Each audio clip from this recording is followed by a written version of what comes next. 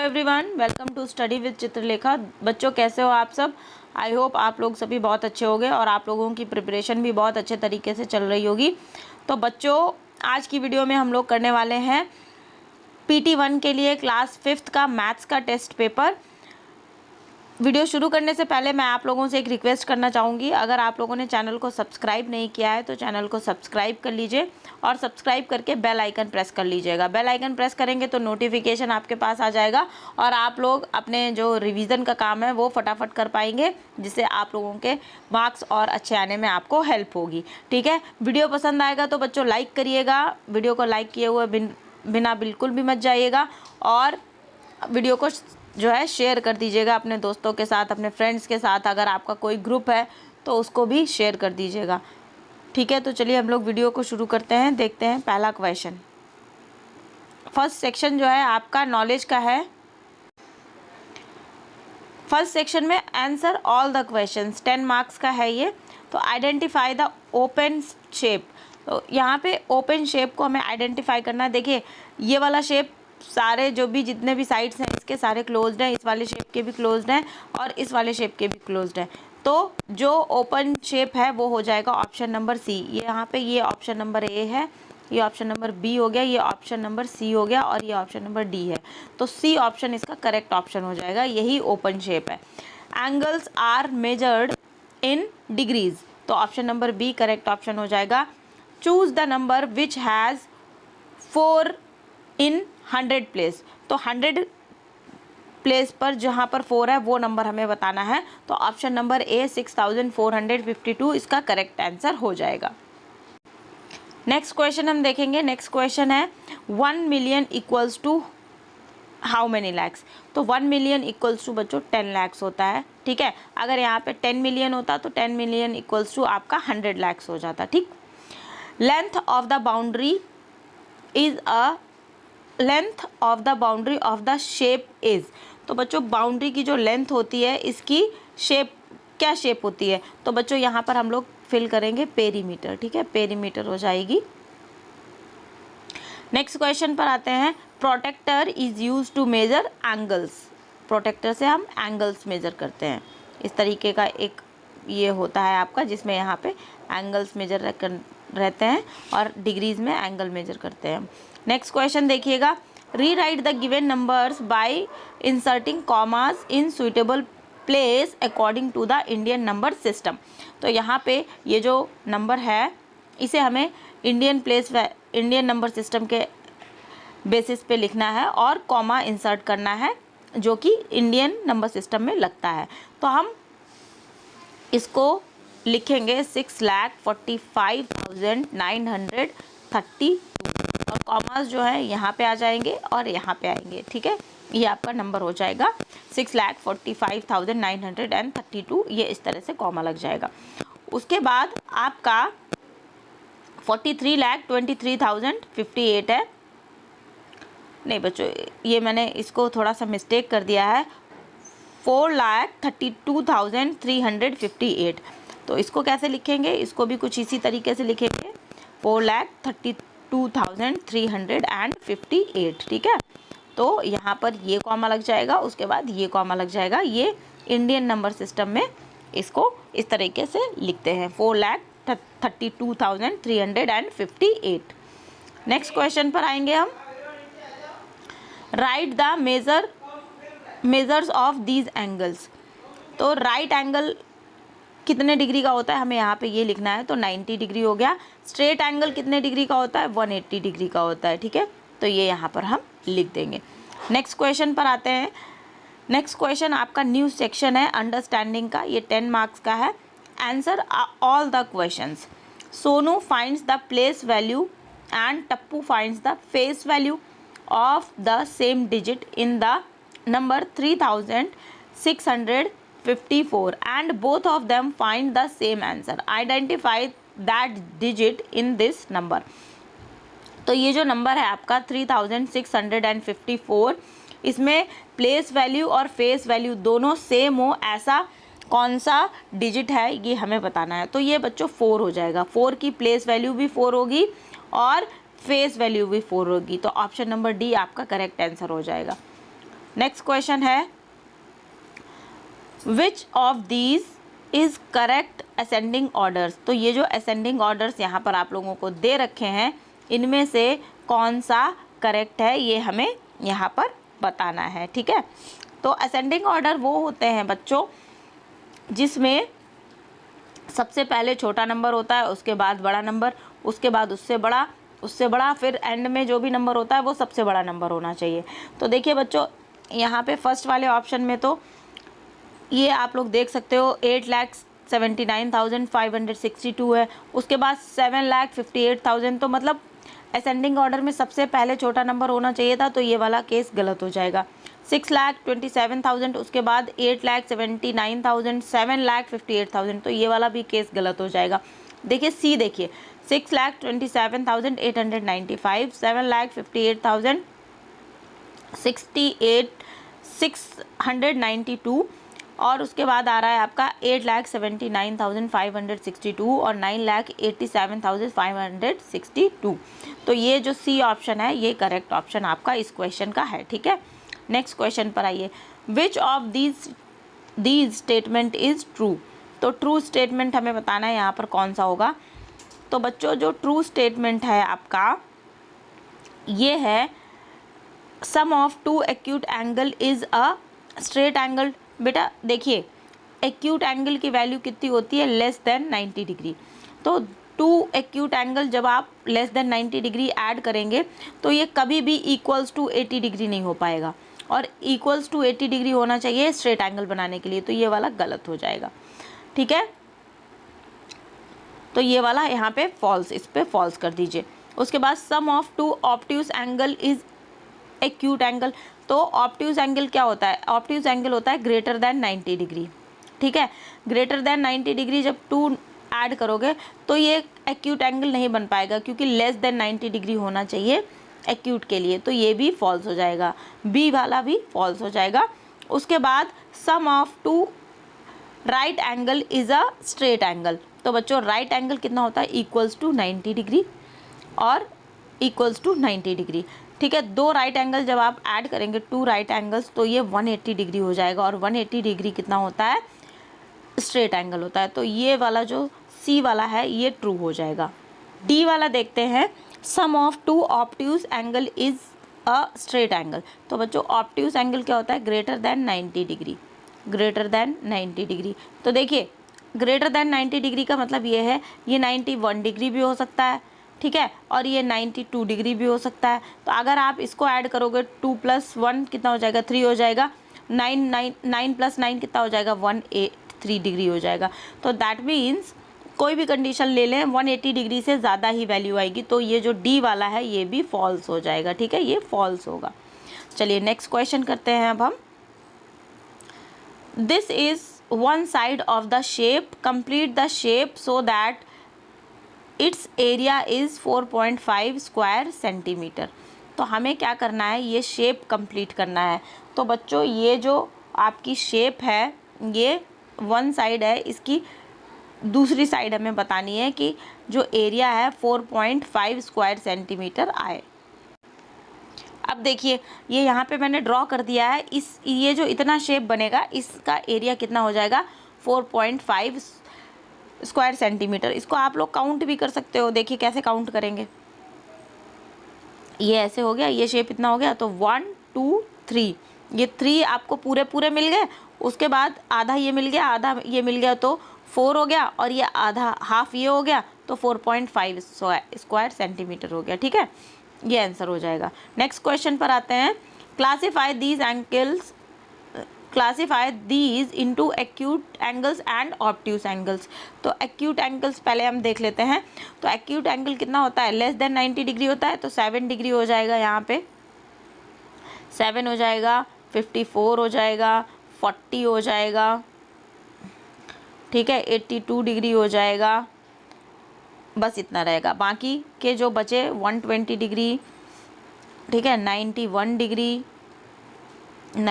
Degree, उसके बाद आपका 105 डिग्री और 179 डिग्री, ये सारे क्या हो गए, आपके ऑब्ट्यूज एंगल हो गए। नेक्स्ट क्वेश्चन पर आते हैं। Draw the straight lines in this rectangle to divide into 4 equal triangles. ठीक है, ये जो आपको रेक्टेंगल दे रखा है इसको 4 इक्वल ट्रायंगल्स में डिवाइड करने के लिए हमें क्या करना है, 3 स्ट्रेट लाइन खींचनी है जिससे कि 4 इक्वल ट्रायंगल्स में ये डिवाइड हो जाए। तो हम इसको करते हैं। तो देखिए बच्चों, मैंने ये यहाँ पे लाइंस ड्रॉ करी हैं। तो आप इस तरीके से इस ट्रायंगल, ये जो रेक्टेंगल है इसके डायगोनल्स को जब मैच करोगे तो आपको ये 1 2 3 एंड 4 इक्वल साइज़ के ट्रायंगल्स मिलेंगे। तो यही आपके क्वेश्चन का आंसर हो जाएगा। आप लोग स्केल से मिलाओगे तो ये प्रॉपर मैच करेगा। नेक्स्ट क्वेश्चन पर आते हैं। Make the smallest and greatest 4 digit 5 digit numbers with the following digits. तो 4 डिजिट नंबर और smallest 4 digit number and greatest 5 digit number हमें बनाने हैं, वो यहाँ पर हमें लिखना है। नंबर ऑफ डिजिट, 4 डिजिट का स्मॉलेस्ट नंबर हमें बनाना है, तो 4 डिजिट का एंड ग्रेटेस्ट नंबर बनाना है। 4 डिजिट का स्मॉलेस्ट नंबर बच्चों आपका इन डिजिट्स को यूज़ करके बन जाएगा, एक ये 1268 हो जाएगा, और ग्रेटेस्ट 4 डिजिट का नंबर जो बनेगा ये हो जाएगा 9862। 5 डिजिट का जब आप बनाओगे स्मॉलेस्ट तो 12689, और ग्रेटेस्ट 98,000 बच्चों 98,621 ये ग्रेटेस्ट 5 डिजिट नंबर हो जाएगा। नेक्स्ट क्वेश्चन पर आते हैं। आपका नेक्स्ट सेक्शन है ability to compute. Answer all the questions. Question number 1 देखते हैं। Place value of the underline digit, मतलब यहाँ पे 5 का प्लेस वैल्यू हमें बताना है। तो बच्चों 5 का प्लेस वैल्यू हम कैसे निकालेंगे? 5 का प्लेस वैल्यू देखेंगे ये कौन से प्लेस पे है, 100 प्लेस पे है, और कितने का निकालना है, 5 का निकालना है। तो 100 को 5 से मल्टीप्लाई करेंगे तो प्लेस वैल्यू कितनी हो जाएगी, 500। ठीक है, 500 हो जाएगी इसकी प्लेस वैल्यू यहाँ पे। Find out the missing angles here, तो यहाँ पर मिसिंग एंगल हमें निकालना है। ये जो आपको डायग्राम दे रखा है तो आप लोग देख सकते हो ये क्या है, ये वाली पूरी लाइन एक स्ट्रेट एंगल है, और इस वाले एंगल की वैल्यू कितनी दे रखी है, 100 दे रखी है। तो स्ट्रेट एंगल कितने का होता है, 180 डिग्रीज़ का होता है, और जो एंगल आपको दे रखा है वो 100 डिग्री है। दैट मीन्स अगर पूरे में से ये वाला एरिया आप माइनस कर दोगे तो जो इस वाले एरिया की वैल्यू आपको पता चल जाएगी। तो 180 माइनस 100 करेंगे तो यहाँ पर 80 डिग्री आ जाएगा। तो इस वाले एंगल की वैल्यू कितनी हो जाएगी, 180 डिग्री हो जाएगी। ठीक है, नेक्स्ट क्वेश्चन पर आइए। Find out the perimeter of the given shape. तो बच्चों पेरीमीटर निकालने के लिए क्या करते हैं, जो ये दोनों लेंथ दे रखी हैं 17 + 14 करेंगे और इनको 2 से मल्टीप्लाई कर देंगे। ठीक है, तो आप जब इनको, ये कितना हो जाएगा, 7 + 4 कितना हो जाएगा, 11 हो जाएगा, 1 + 1 2 हो जाएगा, और ये 3 हो जाएगा 31। इसको 2 से मल्टीप्लाई करोगे तो 2 1 = 2 एंड 2 3 = 6 हो जाएगा। तो ये 62 क्या हो जाएगा, 62 सेंटीमीटर क्या हो जाएगा, आपका पेरीमीटर हो जाएगा। 62 सेंटीमीटर आपका पेरीमीटर हो जाएगा। और किसी भी पेरीमीटर के साथ, लेंथ के साथ यूनिट लिखना बिल्कुल भी मत भूलना, यूनिट ध्यान से लिखना है। बच्चों नेक्स्ट क्वेश्चन देखते हैं। Find out the difference between 6 smallest digit number and the greatest 4 digit number. तो 6 डिजिट का जो स्मॉलेस्ट नंबर है आपको उसके बीच, और 4 डिजिट का ग्रेटेस्ट नंबर के बीच में आपको डिफरेंस निकालना है। तो 6 डिजिट का जो स्मॉलेस्ट नंबर होगा वो हो जाएगा, कितना हो जाएगा, 1 लाख हो जाएगा, और 4 डिजिट का जो ग्रेटेस्ट नंबर है वो हो जाएगा 9999। इन दोनों के बीच का डिफरेंस निकालना है। अब यहाँ से कैरी लेंगे। ठीक है, कैरी लेते हुए इस तरह से आएंगे तो यहाँ पे 10 मिलेगा आपको। 10 में से 9 जाएगा, कितना मिलेगा, 1, और यहाँ पे 9 है तो 0 हो जाएगा, 0 हो जाएगा, 0 हो जाएगा। और यहाँ पे हमने कैरी लिया था, कैरी लेके यहाँ पे 10 हुआ तो 10 के बाद यहाँ पे 9 हुआ था तो 0 हो गया, और यहाँ पे ऑलरेडी 9 है तो 90,001 ये आपका डिफरेंस हो जाएगा 6 डिजिट स्मॉलेस्ट नंबर का और 4 डिजिट ग्रेटेस्ट नंबर का। ठीक है, तो यही आपका आंसर है। अब चलते हैं नेक्स्ट क्वेश्चन पर। नेक्स्ट क्वेश्चन है find out the complementary angles and the supplementary angles for the given angles. तो बच्चों कॉम्प्लीमेंट्री एंगल्स क्या होते हैं? कॉम्प्लीमेंट्री एंगल्स वो एंगल्स हो जाते हैं जो भी एंगल आपको दे रखा है उसको आप 90 डिग्री में से माइनस कर दीजिए, वो हो जाएगा आपका कॉम्प्लीमेंट्री एंगल। और सप्लीमेंट्री एंगल 180 डिग्री में से जो भी एंगल दे रखा है उसको माइनस करिए तो वो हो जाएगा आपका सप्लीमेंट्री एंगल। ठीक है, तो 90 डिग्री में से माइनस करेंगे तो कॉम्प्लीमेंट्री इसका आ जाएगा 45 डिग्री और सप्लीमेंट्री 180 में से 45 माइनस करेंगे तो 135 डिग्री हो जाएगा।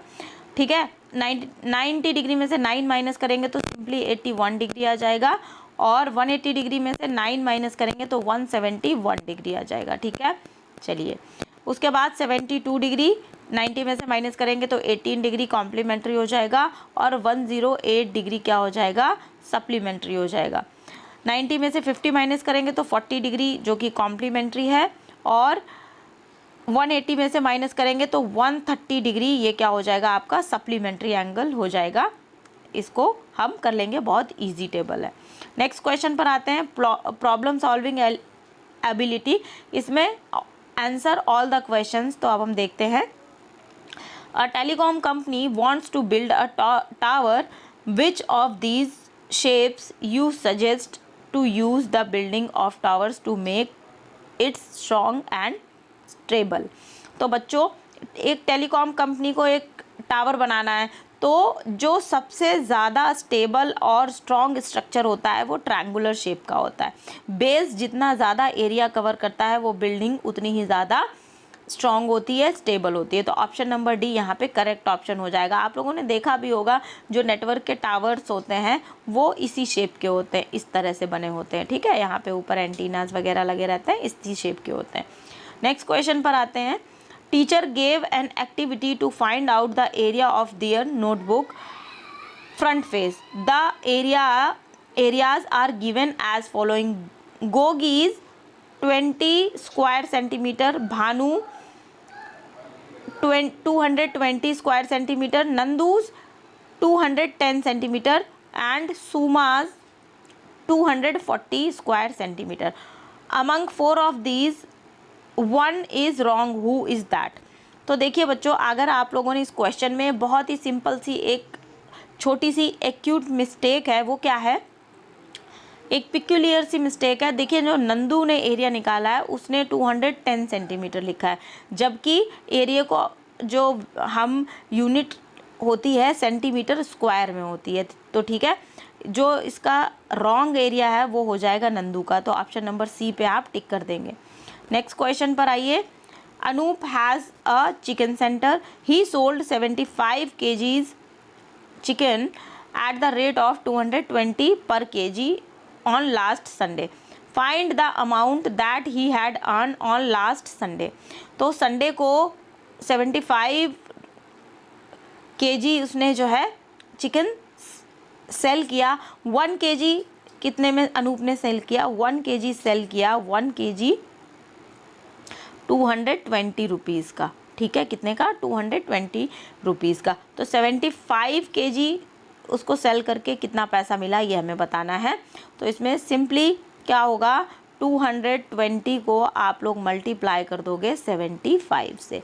जब इसको मल्टीप्लाई करोगे तो आपका आंसर क्या आएगा? आपका आंसर 16,000 आंसर आपका बच्चों निकलेगा मल्टीप्लिकेशन करने के बाद 16,500 रुपीज़। ठीक है, 16,500 रुपीज़ में वो 75 kgs चिकन जो है सेल करेगा।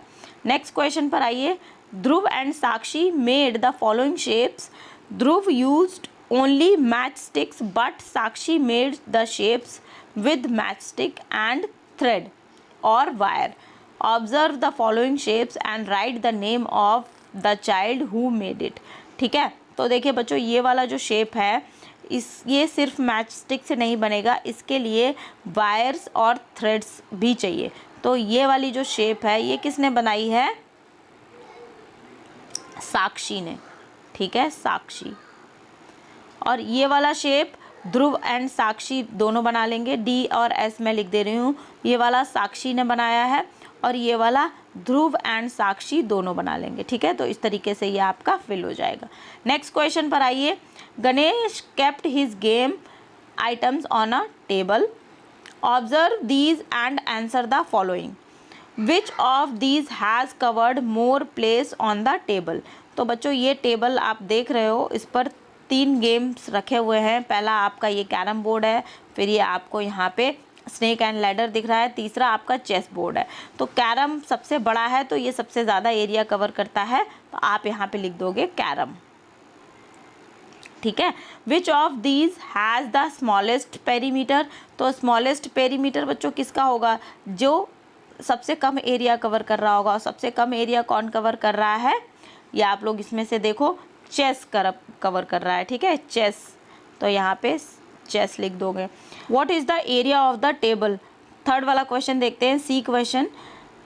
तो बच्चों इस टेबल का एरिया निकालना बहुत इजी है। आप इन वाले स्क्वायर्स को काउंट कर लोगे तो ये आपके 20 स्क्वायर्स आपको मिलेंगे। कितने मिलेंगे, 20 मिलेंगे। और इनको इधर से काउंट करोगे तो ये 10 मिलेंगे। इन दोनों का मल्टीप्लिकेशन कर दोगे तो 200 आ जाएगा। तो इसका जो टेबल का एरिया है कितना हो जाएगा, 200 स्क्वायर सेंटीमीटर, ठीक है, 200 स्क्वायर सेंटीमीटर। तो ये आपका एरिया हो गया। Find out the difference between the area of the carrom board and the chess board. Chess board का एरिया और कैरम बोर्ड के एरिया का डिफरेंस बताना है। चूँकि यहाँ पे आप लोग ये बात ध्यान रखेंगे कि कैरम बोर्ड बड़ा है, इसलिए कैरम बोर्ड के एरिया से हम लोग चेस बोर्ड का एरिया माइनस करेंगे, ठीक है। तो कैरम बोर्ड का एरिया कितना आएगा, 64 स्क्वायर सेंटीमीटर आएगा, 64 स्क्वायर सेंटीमीटर। और चेस बोर्ड का कितना आएगा, 25 आएगा। इन दोनों को माइनस कर देंगे तो ये कितना हो जाएगा, 14 में से 5 जाएगा तो आपका 9 बचेगा, ठीक है। और यहाँ पे 5, यहाँ पे 3, तो 3 सेंटीमीटर स्क्वायर आपका क्या हो जाएगा, इन दोनों का डिफरेंस हो जाएगा, ठीक है बच्चों।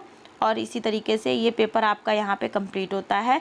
अगर आप लोगों को बच्चों वीडियो पसंद आई है तो वीडियो को लाइक शेयर करिएगा, लाइक कर दीजिएगा वीडियो को ज़रूर से, और शेयर कर दीजिएगा अपने फ्रेंड्स के साथ। आपके कोई स्टडी ग्रुप्स हों उनमें, आपके फ्रेंड्स के ग्रुप हैं वहाँ भी शेयर कर दीजिएगा अपने क्लासमेट्स के साथ, जिससे कि वो भी अपना रिवीजन अच्छे से कर लें।